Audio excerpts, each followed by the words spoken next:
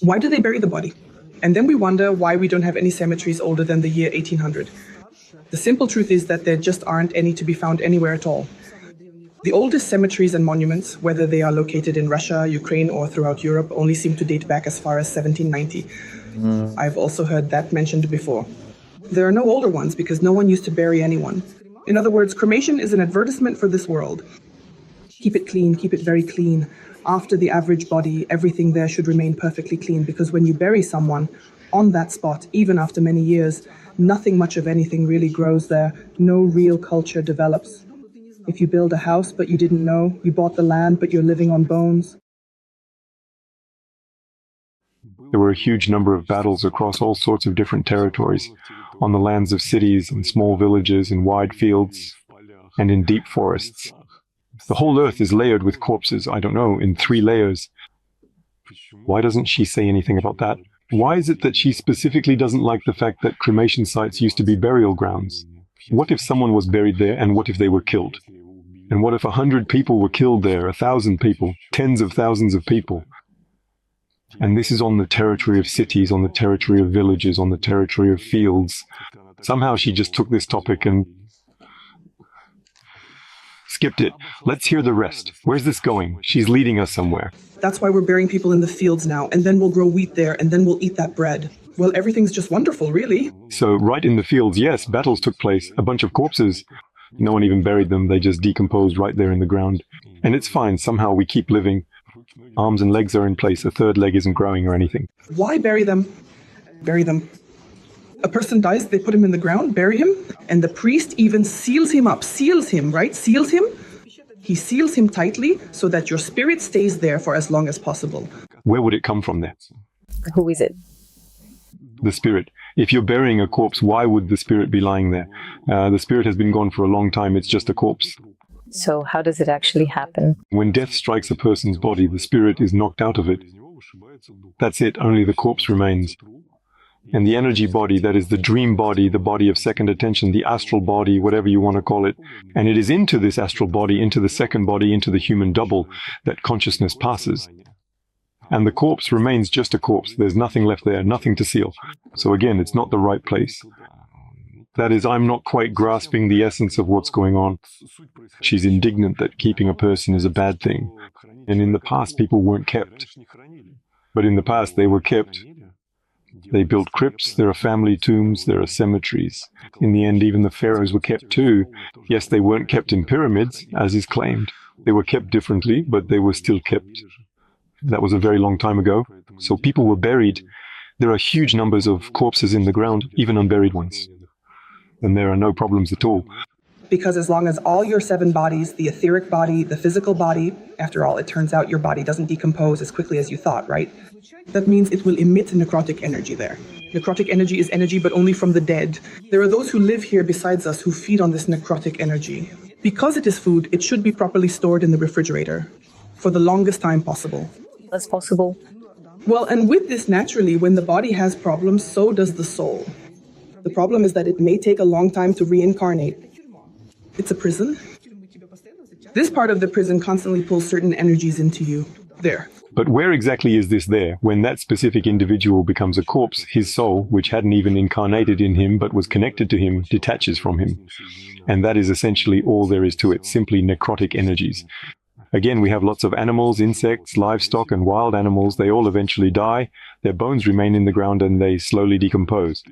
And that's perfectly normal. There's really nothing wrong with that at all. Why exactly does she dislike them so much? Corpses? What do they ever do to her? It is the natural cycle of matter. Matter is born, undergoes its own life cycle, and then eventually breaks down and decomposes, returning once again to the earth. I don't know why she criticizes and attacks all of this from such a position, as if it's somehow unnatural, bad, or almost immoral. No, it's entirely normal. There's nothing wrong with it. And the fact that the earth is full of corpses, full of bones of animals and people, both warriors and ordinary people who died a natural death. Is that so? There's nothing wrong with that. So her position is, at the very least, very strange. All these wandering fellows, when you're riding on a scooter or in a Tesla passing by a cemetery, right? Let me tell you, it's not a joke. Seriously, you're tied to that place. You can't go anywhere. And on top of that, the priest has sealed you there according to all the rituals. But you simply never leave that place. Who exactly did he seal there according to all the rituals? I see. To put it simply, what this speaker is saying does not align with the reality of the situation at all. You don't need to be a gifted psychic here, and you certainly don't need to be some kind of mystical seer. It simply requires basic common sense and sound logic. Yes, the earth is full of corpses. Yes, many of these corpses were never actually buried at all. Humanity is constantly at war, it is still at war, and it will continue to wage war. And those corpses will keep being laid there, in layers several deep. And yet wheat grows, we eat bread, and there are no problems at all. Tell me, please, does this have an effect on maybe a person's soul afterwards? That is, if a person, for example, is laid to rest in the ground?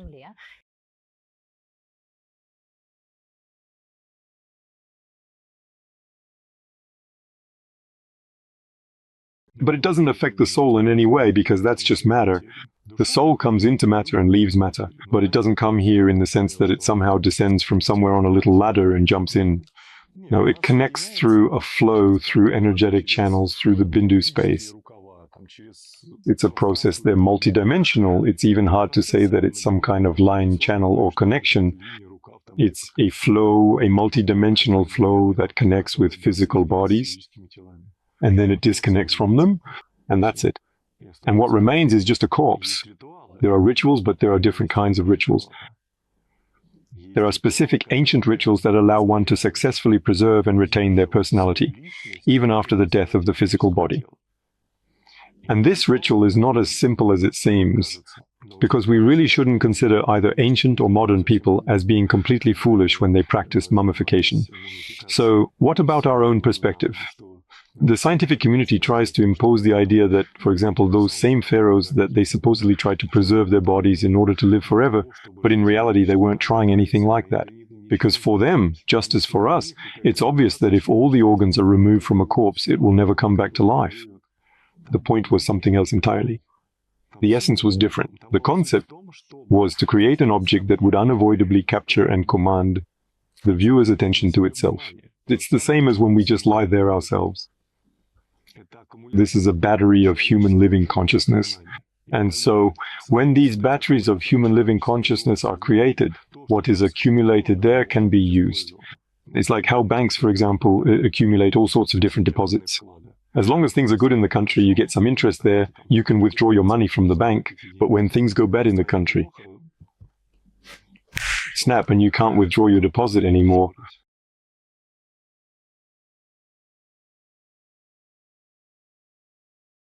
Consciousness, the consciousness of living people. Consciousness is a universal resource.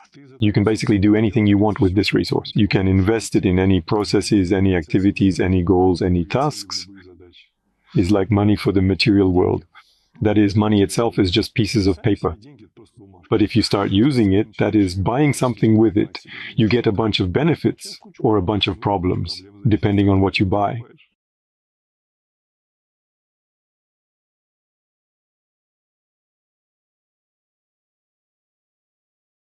Listen, well, cremation, again, that's also a valid option.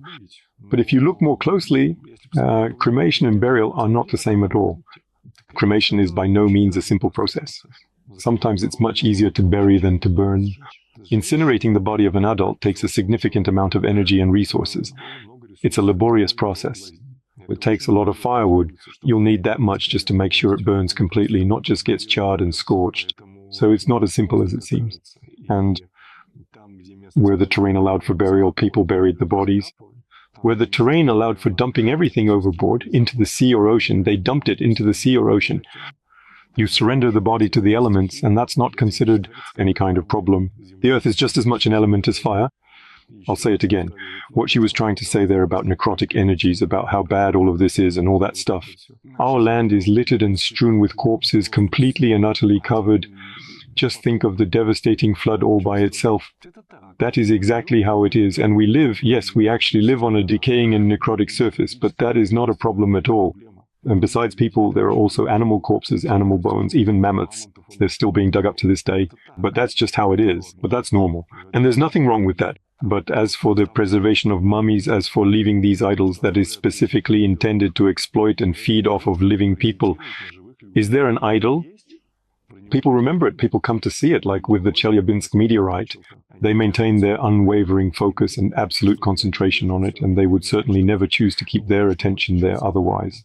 When you focus intently on this thing, your entire consciousness flows deeply into it, and then the priests, those skilled practitioners who know exactly how to manage this, direct and invest that energy exactly as they see fit. It doesn't affect anything. The soul is no longer there at all. In no way.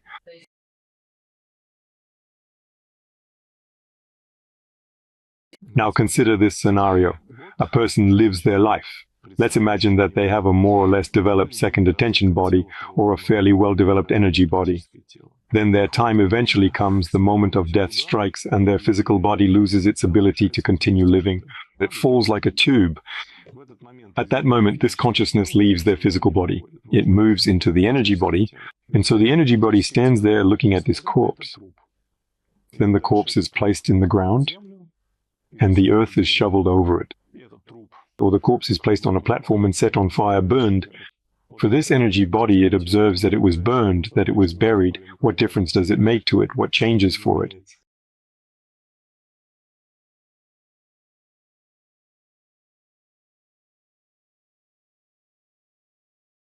Yes. Why? You can seal it, but you need to seal it at a different time. Not at the moment when the corpse is already there, I don't know, after they've poked around with it, after the doctors have done their work. That's the autopsy. Not after it's been lying in the morgue, I don't know, for a week while they were preparing the funeral. Yes, no, by then there's no one left to seal. But if it's at the moment of death, when everything is just starting to happen, if you perform the ritual at that moment, then yes, you can do something interesting. But again, why do this? For what purpose? For what reason? You wouldn't even seal the soul. You'd seal the energy body. It's the energy body. Yes, you can attach it to some object, including the corpse, but no one actually does that. The rituals that are performed nowadays are just done for show. They have no real meaning. They have no effect. The corpses that are buried in the ground now no longer have any soul. They have no consciousness. They are simply pieces of matter decomposing, which people are getting rid of. And even the rituals they perform now are done for nothing. But again, if we say, for example, the corpse has fallen, the energy body is standing there watching all of this. And by the way, this energy body can be extracted from the physical one. It doesn't die. You don't need to die for that to happen. Just recently, we reshot the course Practical Energy Work, where right from the very first lesson, I demonstrated exercises to learn how to leave your body. And that's not a corpse. At that moment, your body is calmly sleeping, and you, with your second body, calmly leave it and watch how it sleeps. You wander around in that space and then come back. But that's not the same as when you can no longer return there when that body is cut off from you. When it's cut off from you, yes, you stand there and look, and you understand perfectly well that it's over for you. Once you are no longer living, you can't return to your physical form. And at that exact moment, if you perform certain rituals and sacred ceremonies, you can create stable gateways to other dimensions for this liberated consciousness, for this energetic body. Because it loses that ability. As long as I am still living and breathing, I still have secret gateways to other dimensions. Behind my back, behind my head, above my head, and directly beneath my feet. In other words, these passages are not open to you. They are accessible because I am part of the flow. I am part of the original as long as I am alive. But in principle, I don't really need these passages for material or everyday life. They are only needed by people who actually ask themselves the question, who are we? What is our nature? If I'm asking myself where to make some extra money, or even just how to successfully make it through to Monday after a wild weekend, I simply don't need these other passages at all. But they exist, they are there. And they are used in occultism, they are used in magic, in witchcraft, in various practices. I also show these passages right away, even in the very first course on practical energy work. And so when a corpse forms, when its energy body is forcibly pulled out, when this energy body is cut off from the flow and no longer has access to these passages, then a ritual can be performed to open these passages for it. And you can say, well, go fly off somewhere, wherever you want. Or you can choose not to do this. And then its energy body will simply fall apart over time. So, in your opinion, what is the best way to do it? I mean, surely this energy body wants to go somewhere, to move on. Or is that not always the case? But the desires it has are determined by the energy body itself, by the consciousness that inhabits it, and by the unique personality that forms there. The way we think while in a physical body, our system of values and perspectives, can be completely different when we transition into an energy body. And until you experience this yourself, until you go through it, until you actually do it, with your own experience, it's just empty words. Well, for example, when I was 12 years old still, at a very young age, I slipped out of my body. And it was a revelation to me that what I had imagined while sitting in the material world and what I actually became in the energy realm were completely different. That is, in the energy realm, I was a completely different person. I had entirely different values, entirely different aspirations. I wanted something completely different. And then I would return to the physical world and think, yeah, well, whatever I wanted there was some kind of nonsense. No, this is what I should want. So the things I wanted there and the things I wanted here were different. But I didn't need to die for that. I could move between these two states quite calmly. At the moment of death, this happens forcibly, essentially for the first time, and you have no idea what to do there, you have no experience. So every single person who chooses to live according to the paradigm of I'll die first, and then all of my problems will finally be resolved for me, that's a very strange paradigm. In reality, that is nothing but pure foolishness, not a paradigm. All right, then. If we go back to the concept of non-critical energy, in general, what do you think about it? The girl in the video just mentioned it, that we live like this one way or another. Right now, you're speaking on the lingering remnants, the remains of people, thousands of people. Thousands of people, yes. Beneath our feet, in any big city, in any settlement, everywhere borders have passed, everywhere there have been military conflicts. The earth, I'm saying, is literally shrouded in corpses. We live in all of this. Yes, there are places where this is exaggerated, places where people died painful deaths. There are places where they projected very strong emotional states, and it was precisely these intense emotional states that defined the place, not the fact that there were piles of corpses there. If there was a battle, if it was just a fight, people in general didn't really have time to hate each other or to suffer much. Well, bang, boom, pow, crash, thud, and there's a corpse.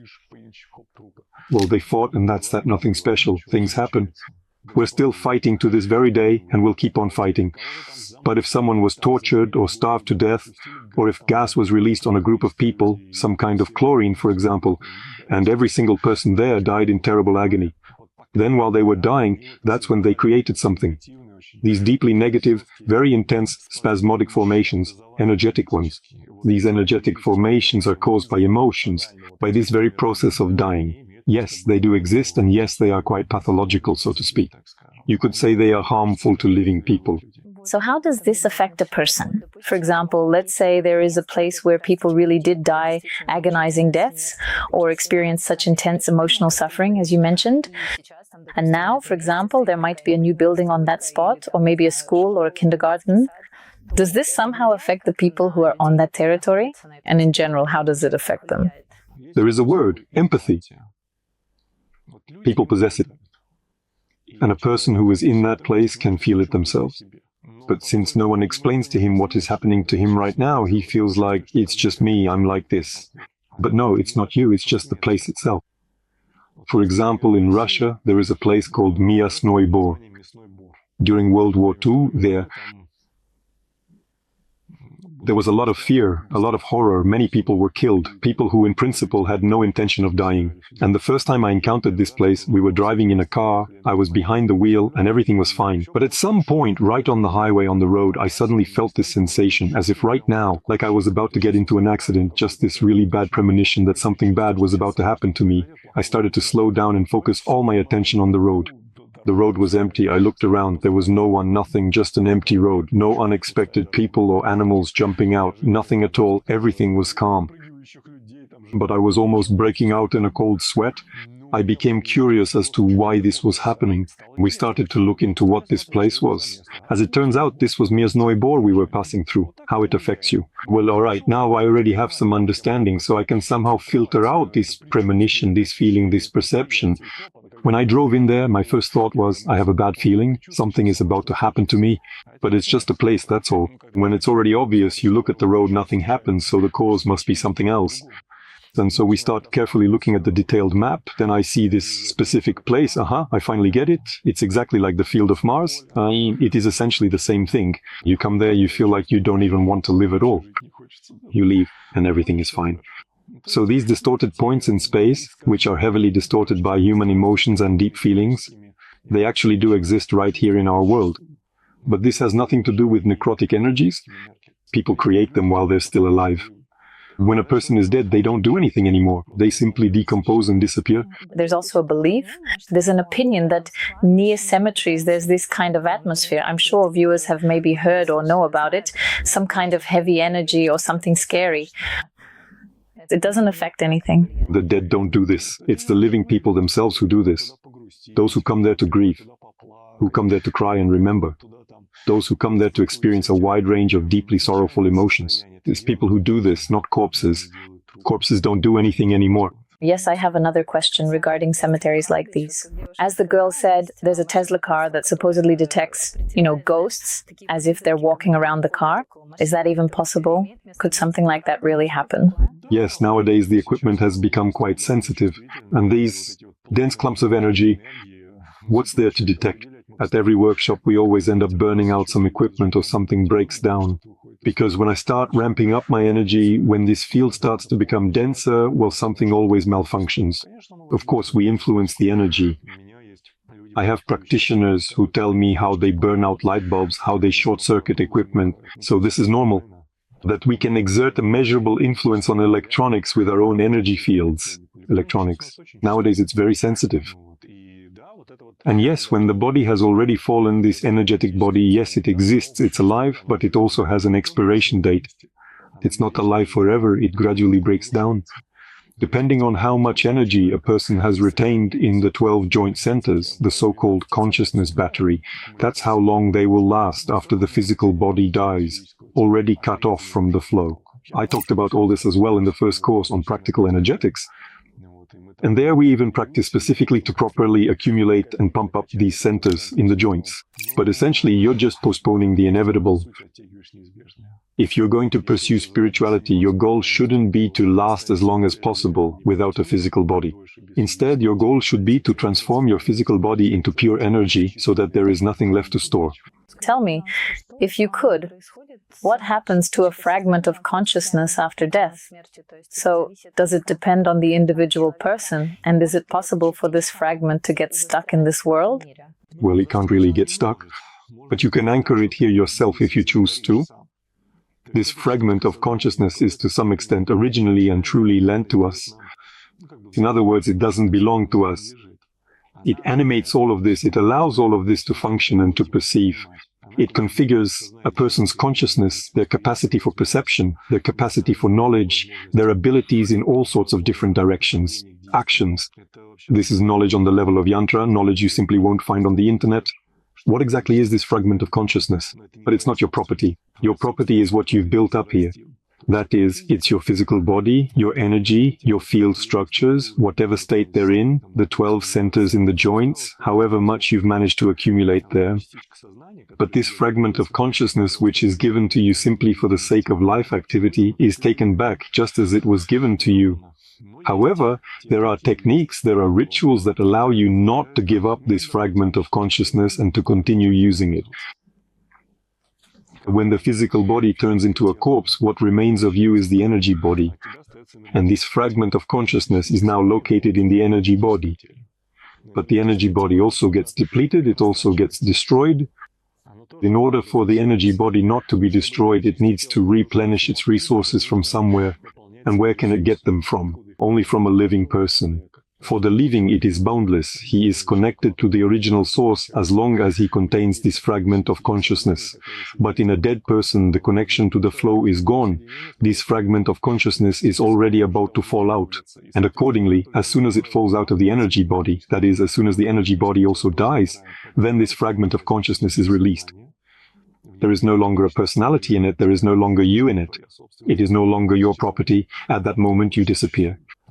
You no longer exist. And this fragment of consciousness passes through purgatory, through a space called bardo.